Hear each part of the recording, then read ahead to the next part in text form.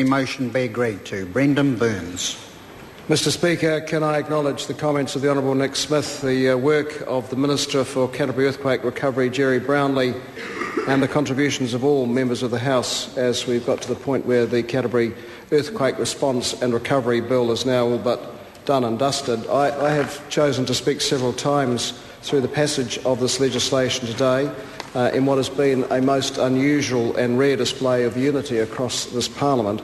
As the MP for the most affected electorate, without wishing to diminish the scale of impact in other electorates, I had wanted firstly the chance to talk about the impact on parts of my electorate, not just the Christchurch CBD, but suburbs, particularly Avonside and to a lesser extent St Albans. There was never much doubt that Labor would support this bill. We, and I think all members of this House, want to see a rapid reconstruction of the city of Christchurch and the wider region of Canterbury. But in saying that, I have felt today the need to voice some sense of unease about the legislation, given the scale and scope and the sweeping powers it does provide to the government, to the appointed commission, and to the mayors of those districts of Christchurch and Selwyn and Waimakariri.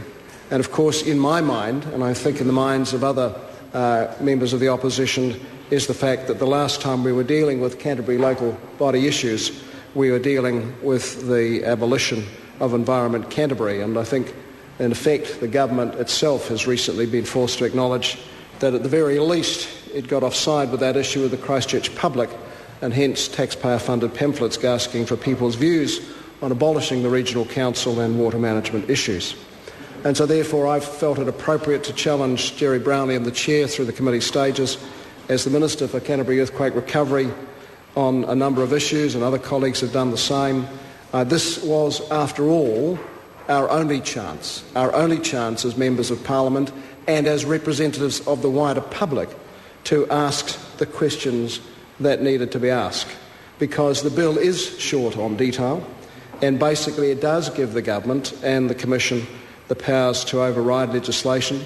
For instance, the Building Act in issuing orders in council, so a regulation exempting repair and reconstruction work from the normal requirements to get a building consent.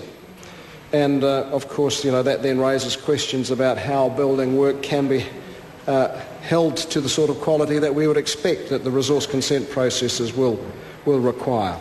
And we have to, I think, acknowledge that we are putting some considerable trust and faith in the details being worked through from the introduction of this legislation.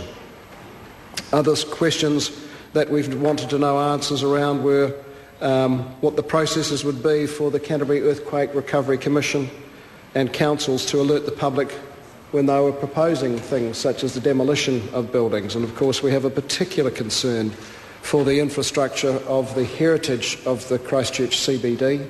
It is what makes our city unique and special. It is what gives it its defining character. There are many, many people in Canterbury who are passionate to the nth degree about the heritage of our city and deep concerns for the future of that heritage.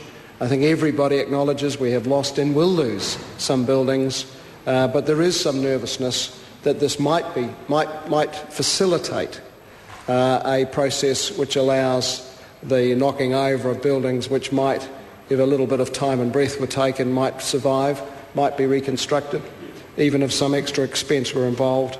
And more than that, might allow the construction of new tilt slab, rather more ugly buildings to replace. So we go to a situation where you have even remaining heritage buildings sitting cheek by jowl with rather clashing modern structures without any particular architectural value or merit. So those are the sorts of concerns we've had.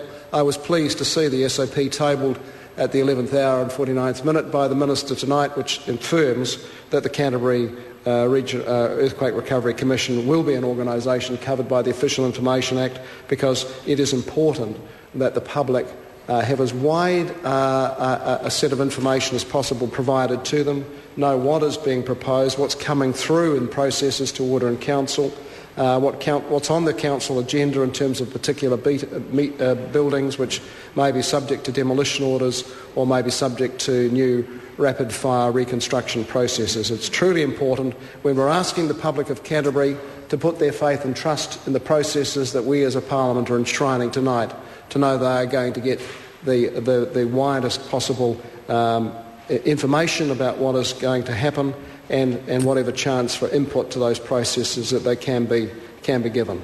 The Minister has noted that this will be a very flat structure for the Commission and the councils to allow them to get things happening rapidly, and acknowledged also that one of the sorts of checks and balances will be that in most instances there will be approaches to government for money towards rebuilding costs, so that's effectively a sort of a check and balance on some of the more of the potential for more inappropriate development. Let's hope that is the case.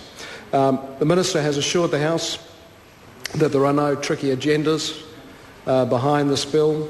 There is certainly a lot of good faith being afforded by we as Labour MPs, other opposition MPs, in supporting this one-off piece of legislation. It is an extraordinary piece of legislation in my knowledge of Parliament, almost without precedent in terms of its scale and in terms of the breadth of support and in terms of the time frame that it's passed through this House, almost without precedent in my memory. So the onus is now on the councils, on the government, on the still-to-be-appointed Commission to show that that well faith has been well placed. And with that caveat, I say, now let's work on this together. Kia kaha.